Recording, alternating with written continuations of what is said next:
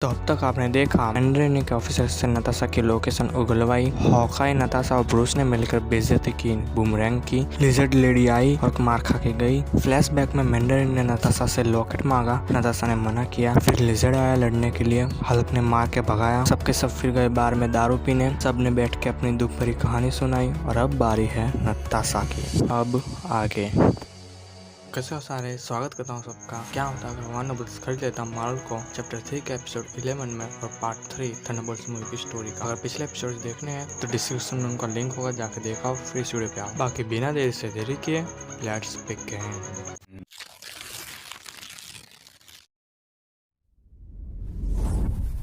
Lizard army ने हमला किया थंडरबोल्ट्स पे। हमें लगता 12 साल पहले का समय, जहाँ पे नताशा अभी महज 15 साल की है और वो अपने डैड के साथ अपने ही बर्थडे के लिए पैनकेक्स बना रही है। उसके डैड और वो थोड़ी सी मस्ती करते हैं, तभी उन्हें लिविंग रूम में से आवाज आती। उसके डैड बोले इधर ही रहना, मैं अभी आया। तभी वहाँ पे नताशा के डैड पर असैसिन्स का हमला हो गया। नताशा के डैड उनको चकमा देकर जैसे तैसे नताशा के पास आकर बोले कि ये तावीज हमेशा अपने पास रखना, कभी किसी को मत देना। और ये कह के वो नताशा को भागने के लिए बोलते, पर नताशा वहीं कबर्ड में छुपी रहती और वो असैसिन्स नताशा के सामने ही नताशा के डैड को बेरहमी से मारने लगते। और वो असैसिन्स कहते हैं कि जल्दी बताओ वो कहाँ है। नताशा के डैड बोले मैं नहीं बताऊंगा। और तभी वहाँ पर असैसिन्स नताशा के डैड को मार डालते और फोन पे कहते हैं कि इसके पास वो चीज नहीं है। फोन पे से वो आदमी बोलता कि उसकी एक बेटी होगी, आसपास देखो। और ये सुनते ही नताशा जैसे तैसे करके वहाँ से भाग जाती। फिर हमें दिखा 3 दिन बाद का समय, जहाँ पे कोई पड़ोसन के घर में खा पी कर रह रही है। उस घर की मालकिन बोलती तो महज 15 साल की है ना, फिर भी तेरे संतरे बड़े अच्छे हैं और तेरा फिगर तो लाजवाब है,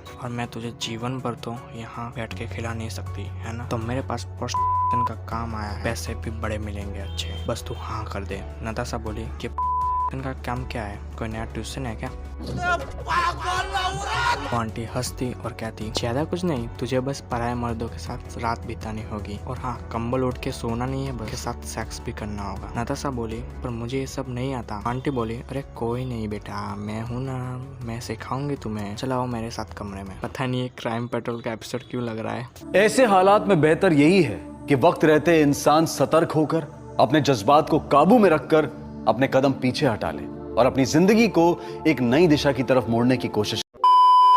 नताशा की आवाज आई, बोली फिर मैंने उस आंटी की बात मानकर 3 साल पोस्ट स्टेशन का काम किया। फिर एक दिन पैसे देकर खुद वैन वो आया मेरे साथ सोने के लिए, और फिर हम दोनों को एक दूसरे से प्यार हुआ। 2 साल में ही हमारी बेटी भी आ गई, और फिर मुझे मेरे वैनू ने कभी भी किसी चीज की कमी नहीं पड़ने दी। बूमरैंग बोला तब भी वो तुझे आयरन मैन के साथ मरने के लिए छोड़ गया है ना। नताशा बोली क्लिंट तुम क्यों चुपचाप बैठे हो, तुम भी अपना दुख शेयर करो। क्लिंट बोला कि मैं अपनी पर्सनल लाइफ को पर्सनली रखना पसंद करता हूँ। ये कह के वो दारू की बोतल पीता। बूमरैंग बोला से जॉनी पापा तुम बताओ तुम कैसे जेल आए। जॉनी बोला गाड़ी में।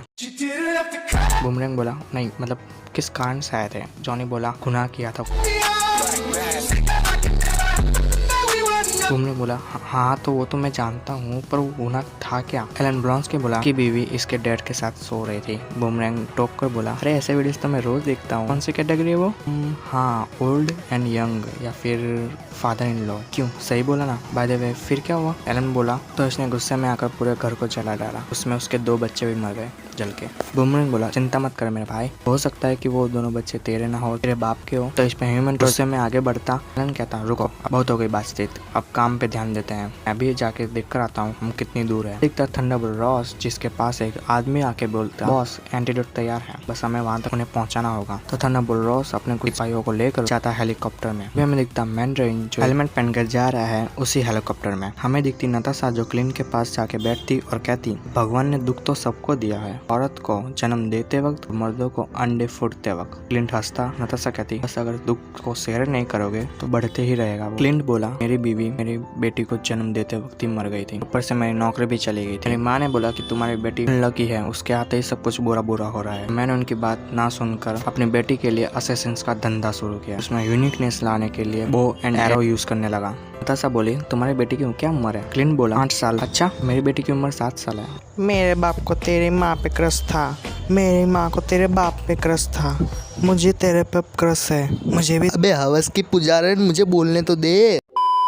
क्लिन बोला शायद दारू कुछ ज्यादा ही पी गया, मैं वॉशरूम होके आया। नताशा उठ के जाती ब्रूस के पास मीठी मीठी बातें करती। तभी ब्रूस नताशा को किस करने की कोशिश करता। नताशा पीछे हटते कहती तुम जानते हो ना मैं किसी और से प्यार करती हूँ। ब्रूस बोला ओह हाँ आई एम सॉरी। तभी बिल्डिंग के ऊपर से हेलीकॉप्टर की आवाज आई। छत पर गए देखने, तभी हमें हेलीकॉप्टर पे से उतरा थंडरबोल्ट रॉस। थंडरबोल्ट रॉस उतर कर बोला ये लो एंटीडोट, वहाँ पे जाके नीचे फोड़ देना। मैंडरिन अपना मास्क हटाता, चिल्ला कर कहता कि मैं आ गया तुम्हें लेने। उसी हेलीकॉप्टर में उसके 5 बंदे और थे, तो उन्होंने फायरिंग शुरू की थंडरबोल्ट्स पे और थंडरबोल्ट्स छुप गए। रॉस नताशा को बोला कि अगर तुम गई तो तुम्हारा बॉम्ब फोड़ दूंगा। ब्रूस बोला मत जा, वो तुम्हें मार डालेंगे। नताशा बिना सोचे समझे हेलीकॉप्टर पे चढ़ गई। रॉस ने बटन दबाया पर नताशा का बॉम्ब नहीं फूटा क्योंकि मैंडरिन ने ऑलरेडी उसके बॉम्ब को हैक करके डिफ्यूज कर दिया था। एलन ब्लॉन्स्की ने हॉकाई को कहता अपना एरो मारो जल्दी से। हॉकाई मारने के ट्राई करता पर उसे नताशा के साथ बिताए हुए दोस्ती भरे दिन याद आते। वो अपना एरो नीचे कर देता। और मुझे इससे एक और बात पता चली कि ये तो आयरनी हो गई। एमसीयू में भी हॉकाई ने नताशा के ऊपर एरो नहीं चलाया था और यहाँ एमयू में भी नहीं चलाया नताशा के ऊपर एरो। फिर हमें दिखता हेलीकॉप्टर में जहाँ पे नताशा की बेटी भी थी। नताशा अपनी बेटी को गले मिलने जा ही रही हो, तभी मैंडरिन उसको रोक के कहता कि पता है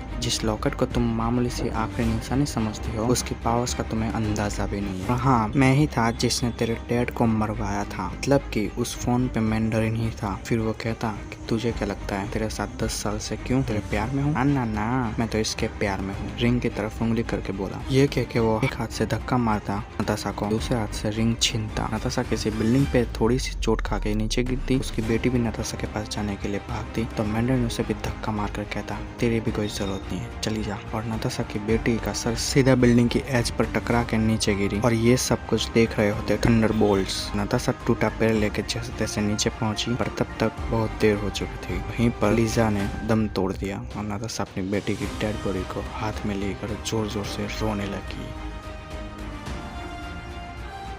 अगर आपको वीडियो पसंद आया हो तो एक अच्छा सा लाइक करना। अगला पार्ट लास्ट पार्ट होने वाला है थंडरबोल्ट्स का, तो उसे देखने के लिए सब्सक्राइब करो। अगर इस करीब की मदद करनी है तो शेयर करो। कोई भी अच्छा सा कमेंट करो, कोई सवाल हो तो भी कमेंट करो। मैं मिलूंगा अगले पार्ट में, तब तक के लिए जय श्री राम।